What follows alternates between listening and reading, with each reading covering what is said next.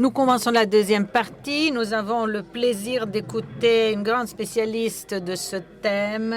C'est Madame Danielle Hervieux-Léger. Elle va nous parler. Continuer d'une tradition, élément de réflexion sociologique. La parole. Merci. Merci beaucoup. Merci beaucoup. Je remercie vivement les organisateurs de ce colloque de m'avoir invité à vous rejoindre. Je voudrais vous dire en même temps mon grand regret de ne pouvoir être avec vous que par Zoom, mais c'est déjà pas mal. J'espère que la forme online de cette contribution ne gênera pas la communication. Je partirai pour vous présenter ces éléments de réflexion sociologique sur la notion même de patrimoine spirituel.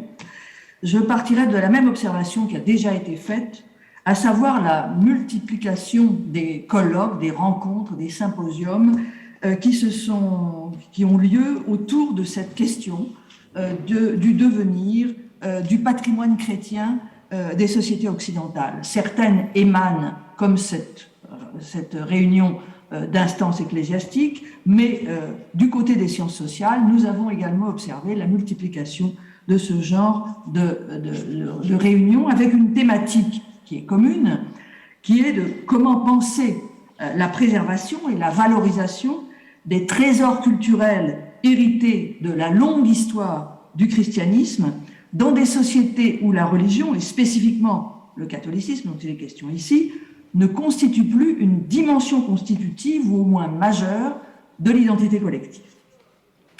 L'interrogation sur le patrimoine et la question du patrimoine ecclésiastique et le patrimoine culturel et des biens d'église n'est pas en tant que telle une question nouvelle. On peut dire qu'elle est aussi ancienne que l'histoire du christianisme dès lors que l'Église est devenue propriétaire de biens culturels. Elle a dû négocier avec les pouvoirs civils pour établir, étendre, défendre ses droits patrimoniaux, l'intégrité des biens qu'elle avait progressivement amassés. Dans les périodes de guerre ou de révolution, plus généralement dans les périodes critiques engageant des mutations politiques, sociales et culturelles majeures, la question des biens ecclésiastiques a été cruciale. Elle a souvent fait l'objet de conflits violents qui ont exprimé et dramatisé non seulement les remaniements des relations entre l'Église et les pouvoirs politiques et civils, mais également les transformations affectant la place, le rôle et l'image de la religion dans la société. Du côté de l'Église, d'ailleurs, cette question, et peut-être que c'est le cas aujourd'hui, a été souvent un enjeu crucial des reconfigurations théologiques et pastorales liées à ces transformations. Donc c'est une question millénaire, certes, mais j'aimerais, avant d'entrer dans le vif du sujet, j'aimerais signaler quelques traits du contexte culturel et social dans lequel nous sommes amenés aujourd'hui à réfléchir à cette question. Car la préoccupation de l'Église aujourd'hui à l'égard de son patrimoine religieux, qu'elle en soit propriétaire ou affectataire, ne vient pas, comme ce fut souvent le cas dans le passé, d'évolution sociale mettant en cause sa puissance politique, économique et culturelle. Cette interrogation résulte souvent, et centralement aujourd'hui, d'un processus de fragilisation interne qui limite sa capacité d'intervention directe en ce domaine. Que faire en effet dans un temps où le nombre des fidèles pratiquants ne cesse pas de diminuer, où le corps clérical connaît un effondrement irrémédiable? Que faire des multiples lieux de culte, églises, sanctuaires qui sont la trace historique de la présence du christianisme à l'échelle du continent européen en particulier? Quelle destination nouvelle offrir à des monastères ou à des couvents qui n'abritent plus que des communautés amenuisées et vieillissantes et qui risquent un abandon prochain? Comment assurer la préservation et l'entretien d'objets de culte ou de dévotion que les formes liturgiques contemporaines ont rendus obsolètes? Comment trouver les ressources matérielles et humaines considérables dont il faudrait disposer pour entretenir, conserver, si possible valoriser, des trésors monumentaux artistiques, archivistiques considérables. Et ces ressources, les institutions, les diocèses, les paroisses, les ordres, les congrégations, ne peuvent plus, ou de moins en moins, se les procurer auprès de leurs fidèles.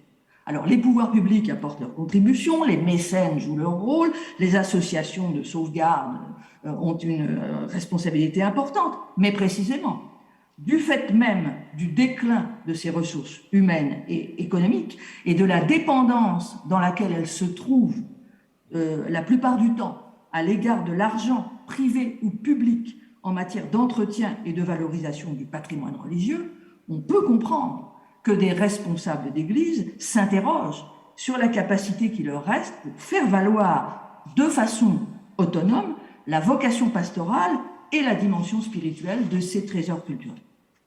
Une deuxième dimension importante qu'il faut souligner de la conjoncture présente de la question patrimoniale, c'est paradoxalement, en un sens, le surinvestissement émotionnel et symbolique dont cet héritage chrétien fait l'objet dans des sociétés qui sont sécularisées. Il y a en effet un paradoxe qu'il faut vraiment avoir à l'esprit lorsqu'on réfléchit aux enjeux socioculturels attachés aujourd'hui à la gestion du patrimoine chrétien. Si l'on mesure partout la réduction démographique des communautés croyantes, on s'aperçoit que l'intérêt patrimonial, esthétique, culturel pour la longue histoire du christianisme fait converger des milliers de visiteurs et de touristes dans tous les hauts lieux de la mémoire religieuse, et notamment dans les monastères ou les congrégations. Les files d'attente aux porches de cathédrales ou d'églises en témoignent, comme d'ailleurs aussi la fréquentation des routes de pèlerinage, etc. Alors, il ne s'agit pas là d'un phénomène mineur. Alors, certes, en France, qui est un pays, comme vous le savez probablement, où l'histoire est un objet de passion collective forte et où les commémorations sont une sorte de sport national, ce phénomène a pris une ampleur considérable. Mais l'Europe entière, par exemple, connaît ce phénomène de patrimonialisation culturelle et symbolique des traces d'un environnement religieux, chrétien et évidemment catholique, dont tous les indicateurs montrent, par ailleurs, qu'il n'est plus approprié comme cadre de leur vie personnelle et spirituelle que par un nombre restreint de fidèles. On constate, par exemple, à l'occasion d'un événement dramatique comme l'incendie de la cathédrale Notre-Dame de Paris, la puissance de la contagion transnationale de ces émotions patrimoniales qui n'ont qu'un lien limité avec l'engagement proprement religieux de l'immense majorité de ceux qui se déclarent affectés. On a entendu autour de Notre-Dame en flammes un nombre considérable de personnes bouleversées qui assistaient au désastre et qui disaient « Je ne suis pas croyant, mais Notre-Dame, la cathédrale, a une place dans ma vie ». Alors il serait absolument naïf d'imaginer que cet attachement au trésor historique du christianisme renvoie à une sorte d'affiliation confessionnelle dormante qui attendrait d'être réveillée. Les choses sont beaucoup plus compliquées. Parce que, à bien des égards, la patrimonialisation, c'est l'hommage de la mémoire à l'effacement de la religion. Ça ne veut pas dire, et c'est très important, que cette mémoire ne fasse plus sens pour ceux qui s'y réfèrent. Elle ne fait pas sens religieux, mais elle fait sens autrement. Pour désigner ce processus d'éclatement des appropriations contemporaines de l'héritage chrétien dans les sociétés sécularisées, l'historien jésuite Michel de Certeau a parlé de folklorisation du christianisme. Il ne l'a pas fait dans un sens dépréciatif, mais pour souligner combien ces appropriations, qui sont individuelles ou collectives, échappent au contrôle des institutions religieuses, qui sont en principe les garantes de la relation adéquate qu'il convient d'avoir à ce patrimoine. Tout se passe, disait-il, je cite de mémoire, comme si les mots d'une page se dispersaient et se réorganisaient dans d'autres systèmes de sens. La syntaxe qui ordonnait leurs dispositions premières et qui les constituait en un texte doté d'un sens est perdue. Et les significations éparpillées se recomposent selon des configurations inédites. En Europe aujourd'hui, l'engouement pour le trésor mémoriel du catholicisme se manifeste en proportion inverse de la mémoire active que celui-ci continue de nourrir. Mais il illustre ce phénomène directement la dispersion et les réappropriations variées dont le capital symbolique attaché à la mémoire chrétienne fait l'objet. Alors la pire de toutes les instrumentalisations, c'est l'instrumentalisation politique nationale ou nationaliste de ce capital de mémoire. On sait qu'elle existe, mais on sait aussi que autour de ce noyau problématique, il y a bien d'autres appropriations de genre esthétique, culturelle, muséographique, savante, etc., beaucoup moins préoccupantes du point de vue politique et éthique, mais qui interrogent aussi les institutions religieuses qui se pensent parfois comme les seules légitimes habilitées à dire le sens de cet héritage. Alors, c'est dans ce contexte paradoxal que les congrégations religieuses sont aujourd'hui conviées à réfléchir aux moyens de transmettre et de valoriser la dimension proprement spirituelle de leur propre patrimoine, ce qu'elles ont l'habitude de désigner dans un terme qui est toujours compliqué à utiliser pour les sociologues qui lui donnent une signification différente, ce qu'elles ont l'habitude de désigner comme leur charisme. La question donc qu'il s'agit d'éclairer, qui est impliquée par le titre même donné à cette rencontre, ce n'est pas d'abord celle de la préservation, de la conservation des biens possédés et gérés aujourd'hui, souvent avec difficulté, par les congrégations. L'enjeu principal de la réflexion ne concerne pas seulement l'identification et l'inventaire des éléments matériels et immatériels hérités, même si c'est une question très importante. Elle ne concerne même pas seulement l'invention des moyens susceptibles d'assurer aujourd'hui leur valorisation économique, culturelle, esthétique, muséographique ou savante optimale. On sait que des bâtiments aux objets d'art, aux bibliothèques, en passant par les traditions musicales, les savoirs agricoles, les compétences artistiques, je dirais même les recettes de confiserie, de bière ou de fromage, on sait que les congrégations et les ordres religieux sont extrêmement riches de ces biens, à forte valeur patrimoniale et culturelle, et elles sont généralement très désireuses de faire découvrir cet héritage à un large public. Et on voit des ordres ou des congrégations faire appel à des fins de mise en valeur scientifique ou artistique, par exemple, à des partenariats, peuvent créer des partenariats avec des institutions, des entreprises, des universités, des collectivités locales ou des associations œuvrant dans ce domaine. On en voit même, quand elles ont les moyens, faire appel à des spécialistes de la valorisation patrimoniale ou à des cabinets conseils de communication culturelle ou de marketing culturel pour réaliser au mieux ces opérations. Mais ce n'est pas, à mon avis, ce dont il s'agit ici.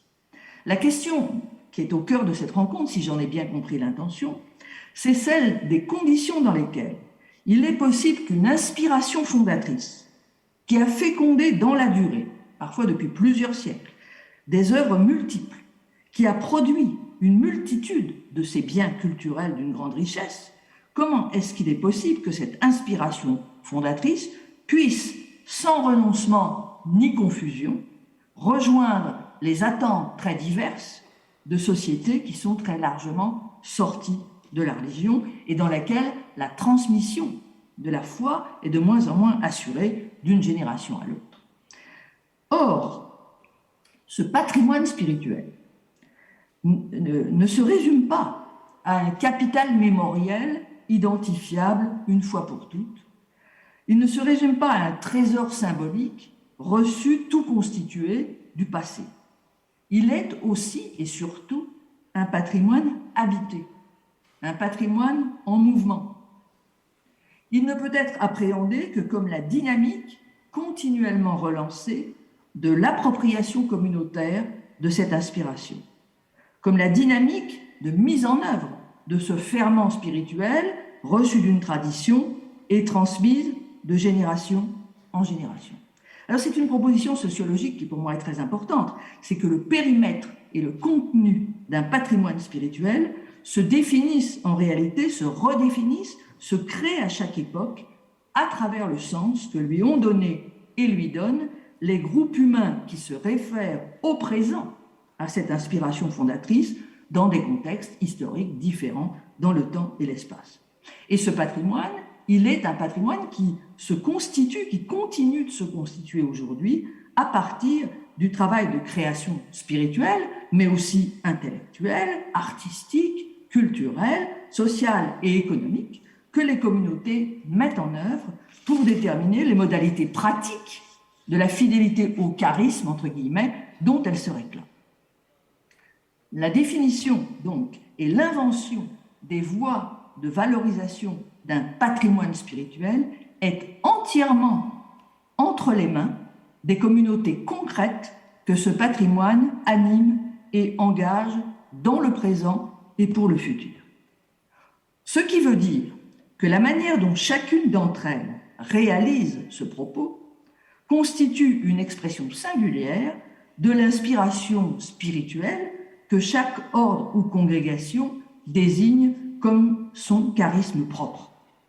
À l'intérieur d'un même ordre ou d'une même congrégation, ce sont des groupes humains partageant une vie commune effective, s'adonnant ensemble à des tâches spécifiques qui donnent à voir, dans le style qui leur est propre, les différentes facettes de ce patrimoine spirituel. Je voudrais insister sur le fait qu'il faut entendre ce terme de style dans toute son amplitude et avec la profondeur qu'il convient. Ce n'est pas une manière superficielle de se comporter collectivement.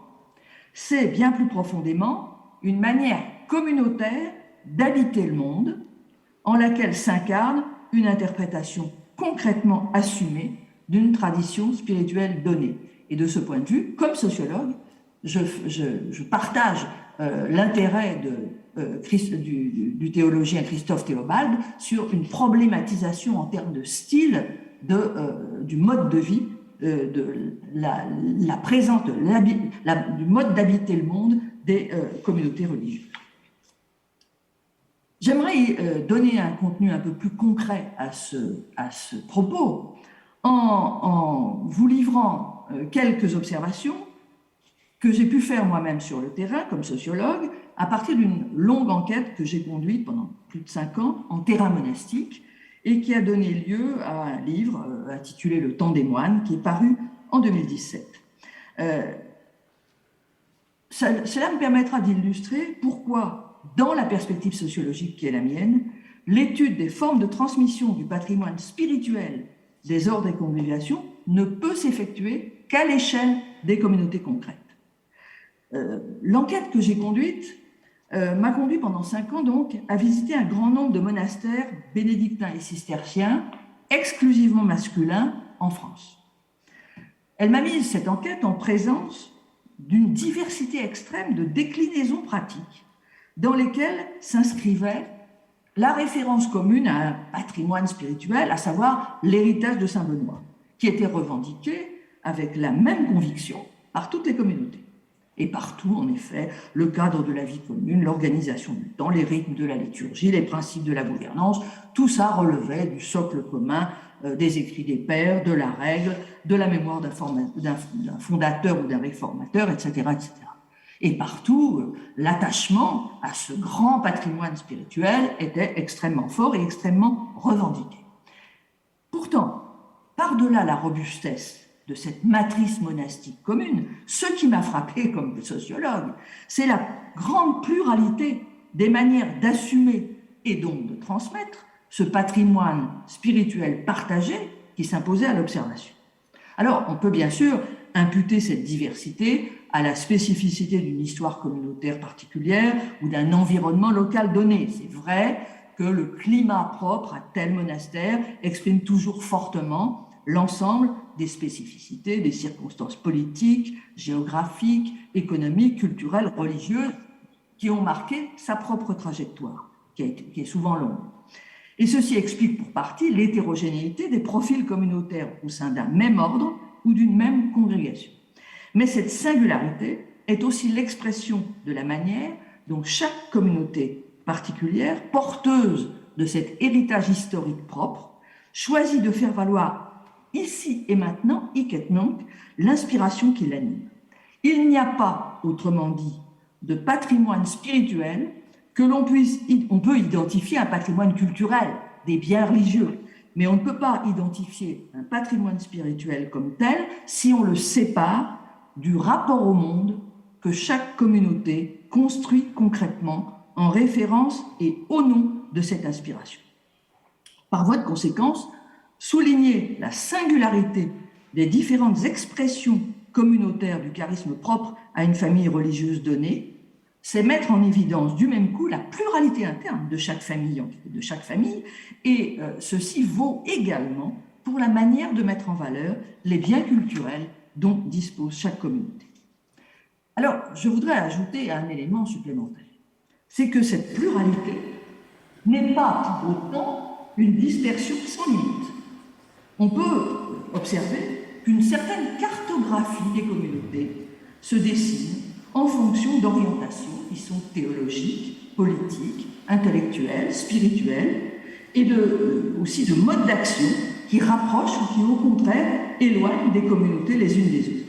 Ces dynamiques font apparaître des ensembles affinitaires, porteurs de visions et de pratiques communes ou proches parentes, qui sont des visions différentes du patrimoine spirituel dont elles entendent témoigner. Je peux par exemple souligner, à partir de l'enquête dont je parlais, que dans la famille large des fils de Saint-Benoît, ces logiques affinitaires n'ont pas forcément grand-chose à voir avec les frontières juridiques formelles des ordres et des communautés concernées.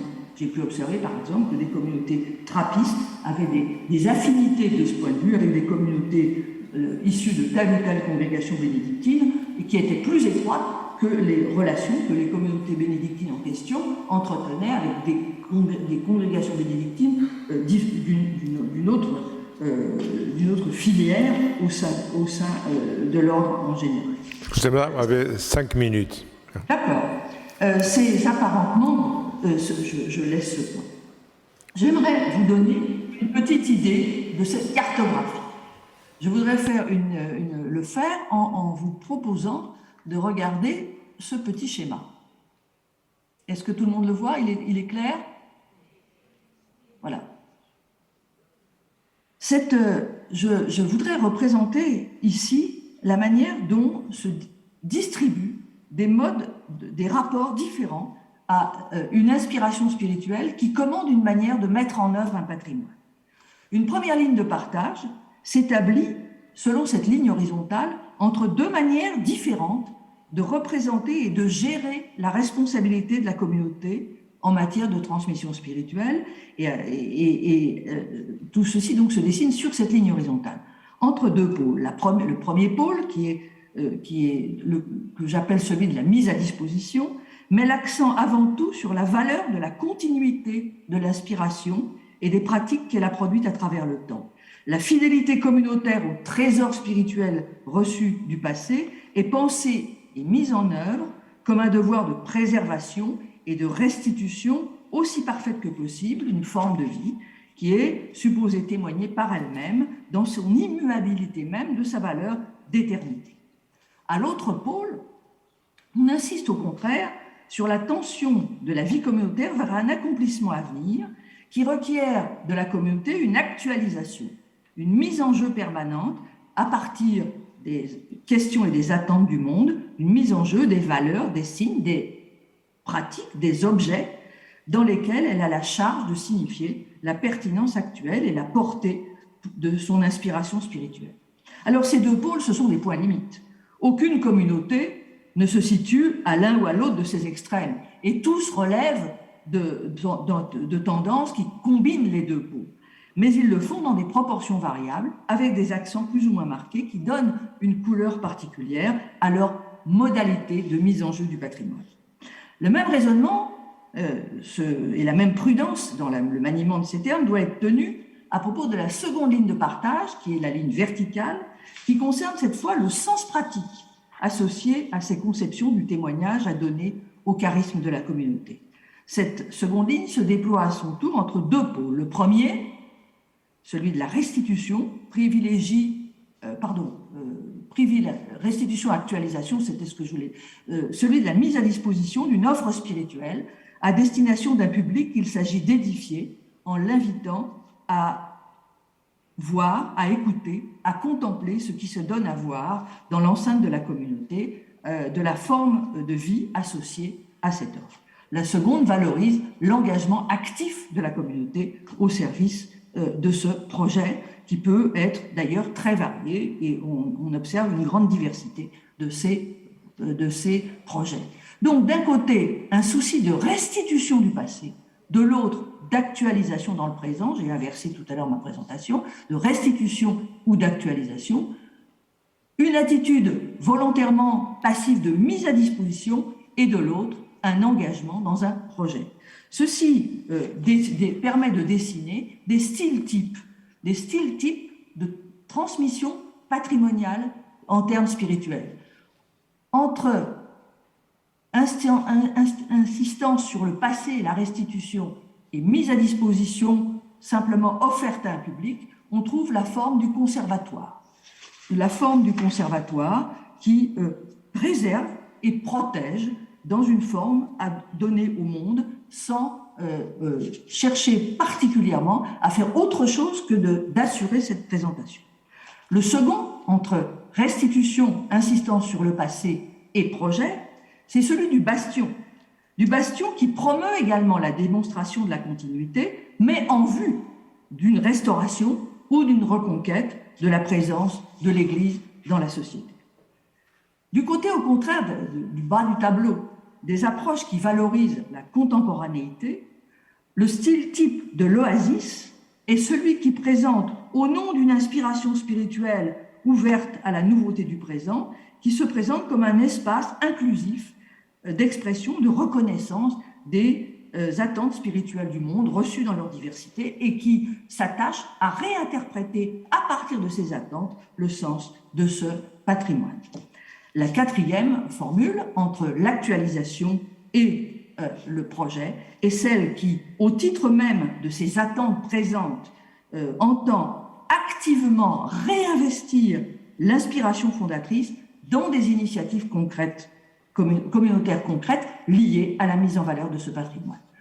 Donc, passé et mise à disposition, passé et reconquête ou défense d'une vision et d'une présence de l'institution, offre, mise à disposition et actualisation, l'oasis, l'actualisation et la recherche d'un mode d'investissement nouveau de ce patrimoine au service des attentes du monde, voilà en quelque sorte un tableau idéal typique de quelques possibilités d'orientation dans la gestion du patrimoine. Je voudrais le redire encore une fois, il ne s'agit pas ici de classer les monastères ou les communautés dans des cases. Les styles types que je viens d'identifier n'existent pas à l'état pur dans la réalité, ils sont toujours hybridés, déclinés de façon variable et leurs réalisations peuvent évoluer et se transformer dans la durée. Ce sont simplement des repères qui permettent de faire apparaître dans la diversité des rapports au monde qu'ils mettent à jour la pluralité des grammaires d'action dans lesquelles s'inscrit le désir, partagé par toutes les communautés, de valoriser et de transmettre leur patrimoine spirituel. Si ce petit schéma a une utilité, c'est de faire apparaître que ce patrimoine n'est pas un bien hérité que l'on peut choisir de ranger dans un coffre ou d'offrir à la vue du public dans un musée. Ce patrimoine est un récit qu'on transmet, une histoire qu'on raconte, une partition qu'on interprète. Donc il est par définition, ce patrimoine spirituel, multiple et mouvant. Le principal péril qu'il court aujourd'hui, ce n'est pas la variété des interprétations dont il est l'objet, il est que ceux qui le détiennent n'aient rien à raconter. Je vous remercie. Merci.